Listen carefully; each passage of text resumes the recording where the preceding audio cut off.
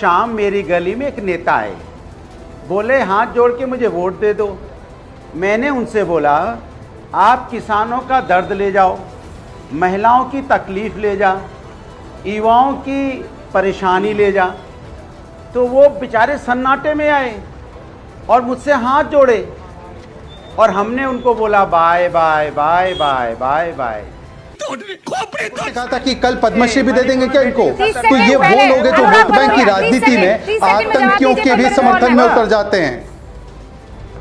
देखिए मैं पूछ रहा हूँ मणिपुर की बेटी के बारे में चिंता नहीं है क्या? मणिपुर की अपनी हमारी बेटियां नहीं है क्या? या बीएचयू की बेटियां हमारी बेटियां नहीं थी क्या? ये पहलवान महिला जो देश का गौरव बढ़ा रही थी उनको रोड पे घसीटा गया, उसके बारे में तो सबके मुंह में दही जम गया था क्या? वो बेटी देश की नहीं थी क्या? हाथरस की बेटी देश की बेटी नहीं थी क्या? उन्नाव की बेटी देश की यूसीसी के साथ या यूसीसी के खिलाफ हुआ? आप महिलाओं के बारे में कुछ बोलोगे नहीं?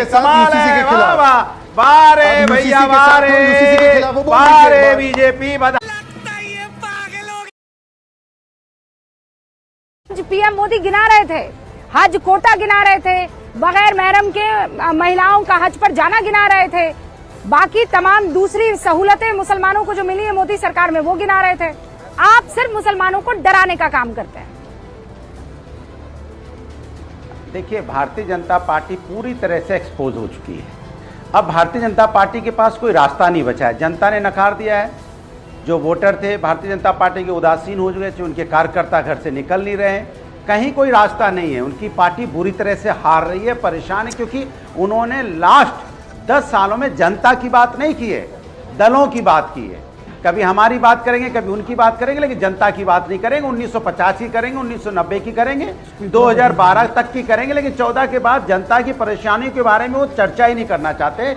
जैसे मेरा एक मित्र कल मुझे मिला तो मैंने बोला क्या खबर है, तो उसने बोला कल शाम मेरी गली में भारतीय जनता पार्टी, कल शाम मेरी गली में एक नेता आए, बोले हाथ जोड़ के मुझे वोट दे दो। मैंने उनसे बोला आप किसानों का दर्द ले जाओ, महिलाओं की तकलीफ ले जा, युवाओं की परेशानी ले जा। तो वो बेचारे सन्नाटे में आए और मुझसे हाथ जोड़े और हमने उनको बोला bye bye bye bye bye bye. वो चले गए क्योंकि वो ना तकलीफ लेना चाहते हैं किसानों की, ना कोरोना का दर्द लेना चाहते हैं, ना जो महिलाएं हैं उनकी तकलीफ सुनना चाहते हैं, ना जो युवा है, जो छात्र है, उसकी उदासी के बारे में सुनना चाहते हैं। कुछ नहीं सुनना चाहते और ना उनकी समस्या का समाधान करना चाहते। तो ये जो समस्याएं हैं, इस समस्या पे बात ना हो जाए, इस समस्या पे चर्चा ना हो जाए, इसलिए दुनिया भर की समस्याएं नई पैदा करती है भारतीय जनता पार्टी। नई समस्या पैदा कर रही है क्योंकि वो समस्या इसलिए पैदा कर रही है कि मूल मुद्दों पे जनता का ध्यान नहीं रहे। लेकिन जनता इस बार बहुत समझदार है। जनता आप कह रहे हैं ये मूल मुद्दा है। हाँ। वो ये कह रहे हैं कि आप लोगों का मूल मुद्दा ये है कि आप लेफ्ट की विचारधारा को अपनाते हुए, कांग्रेस लेफ्ट की विचारधारा को अपनाते हुए आपकी मेहनत की कमाई, आपका गहना, आपका जितना जमीन जायदाद है उसका सर्वे करेगी और उसके बाद वो सब में एक सरीका बांट लेगी। लेकिन यहाँ कोई मेहनत नहीं देखी जाएगी कि किसने किसकी मेहनत कितनी की है और कितना कमाया। मुझे इस पर जवाब दीजिए ना, जो आरोप आप पर वो लगा रहे हैं, क्या ये होगा? जवाब दे रहा हूँ। इस देश, सुनिए, किसानों की इनकम दुगनी करने की बात की थी, नहीं हुई ना। अब हमारी सरकार आएगी तो होगा। 1% लोगों के पास में देश की 40% संपत्ति है। क्यों है भाई? और लास्ट 10 सालों में धन्ना सेठों की 280% संपत्तियां बढ़ी। क्यों बढ़ी भाई? किसान की इनकम दोगुनी नहीं हो सकती, किसान की अपनी लागत का मूल्य नहीं मिलेगा। किसान अगर गेहूं पैदा करता है तो उसको गेहूं का दाम नहीं मिलेगा, एमएसपी की गारंटी नहीं मिलेगी। लेकिन वही किसान अगर सोना खरीदने जाएगा तो 35,000 जो तोला होता था 70,000 तोला हो गया। लेनिन और मार्क्सवादी विचारधारा पर जा रहे हैं ना। जवाब दे रहा, आप ये आप वही विचारधारा कह दीजिए ना कि हाँ हम लेफ्टिस्ट विचारधारा के तहत चलेंगे। सुन लीजिए, अरे मेरी बात सुन लीजिए। मैंने कहा किसान की उनकी लागत का, गेहूं पैदा करता है, अनाज पैदा करता है, चावल पैदा करता है, उसका लागत नहीं मिलेगा। लेकिन सोने का दाम 35,000 तोले। अरे ये किसी ने मना किया है क्या? उस सिस्टम को दुरुस्त कर सकते हैं, पर आप ये कह रहे हैं कि उद्योगपतियों से उनका पैसा छीनकर, बाकी तमाम जो कमाने वाले वेल्थ क्रिएटर्स हैं उनसे उनकी वेल्थ छीनकर, ये कैसे कर सकते हैं आप? ये कैसे कर सकते हैं सर? मैं तो कह रहा हूँ नहीं, ये कैसे हो सकता है कि नहीं कुछ लोगों की संपत्ति बढ़ रही है अचानक और यहाँ पे जो गरीब होता चला जा रहा है। या किसान की इनकम 27 रुपए पर डे रह गई है। That's a अब different धरना से thing, बढ़ते sir. चले जा रहे हैं। अगर तो मान हम चाहेंगे लीजिए गरीब और कोई अमीर गलत की तरीके दूरी से कम हो, संपत्ति को गरीब और अमीर क्रिएट कर की रहा दूरी है कम हो, तो उसकी गरीब जगह भी अच्छे सलाखों के स्कूलों में पीछे पढ़ना होनी चाहता है, चाहिए। गरीब भी- लेकिन कोई गरीब मेहनत के से बच्चे अगर भी- कोई गरीब कोई के बच्चे कानून का भी- पालन करते गरीब हुए के बच्चे- अब संपत्ति बना रहा है तो आप कोई उससे थोड़ी वापस लेके और सब जगह बांट लेंगे।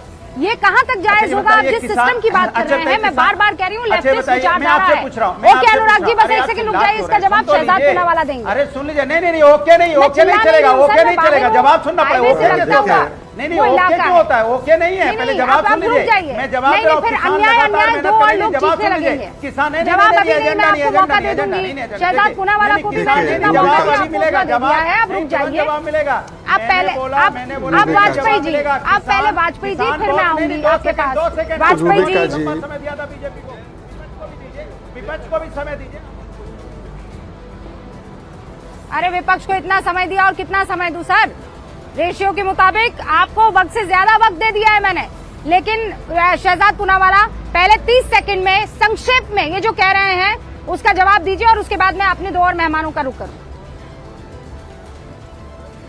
रूबिका जी देखिए, इन्होंने महिलाओं की बात की, तो यही महिलाओं का अधिकार छीनने की तो बात कांग्रेस का मैनिफेस्टो कर रहा है, ये कहकर कि हम लोग पर्सनल लॉ अर्थात शरिया अर्थात 3 तलाक को वापस लागू करेंगे। संदेश खाली पर भी चुप रहे और नेहा के हत्यारे फयाज को भी सेकुलर संरक्षण कैसे दिया जा रहा है कर्नाटका में, हम देख ही रहे हैं ना। कौन गया उनसे मिलने? नड्डा जी गए, सीबीआई की मांग की, इन्होंने क्या किया? लव अफेयर बताकर उसको गायब कर दिया।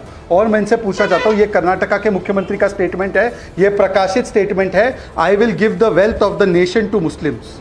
ये किस प्रकार की राजनीति है? और ये समाजवादी पार्टी क्या बोलेगी? इन्होंने तो 2012 के मैनिफेस्टो में रूबिका जी लिखा था कि आतंकी एक धर्म के होंगे तो छोड़ देंगे, फिर छोड़ना शुरू किया था, हाई कोर्ट ने रोक लगाई थी।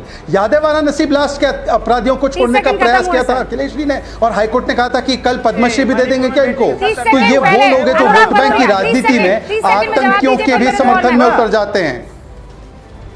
देखिए मैं पूछ रहा हूँ मणिपुर की बेटी के बारे में चिंता नहीं है क्या? मणिपुर की अपनी हमारी बेटियां नहीं है क्या? बीएचयू की बेटियां हमारी बेटियां नहीं थी क्या? ये पहलवान महिला जो देश का गौरव बढ़ा रही थी, उनको रोड पे घसीटा गया, उसके बारे में तो सबके मुंह में दही जम गया था क्या? वो बेटी देश की नहीं थी क्या? हाथरस की बेटी देश की बेटी नहीं थी क्या? उन्नाव की बेटी देश की बेटी थी क्या? अंकिता भंडारी कांड कहां हुआ? आप महिलाओं के बारे में कुछ बोलोगे नहीं? कमाल है, वाह वाह, वाह रे भैया, वाह रे बीजेपी।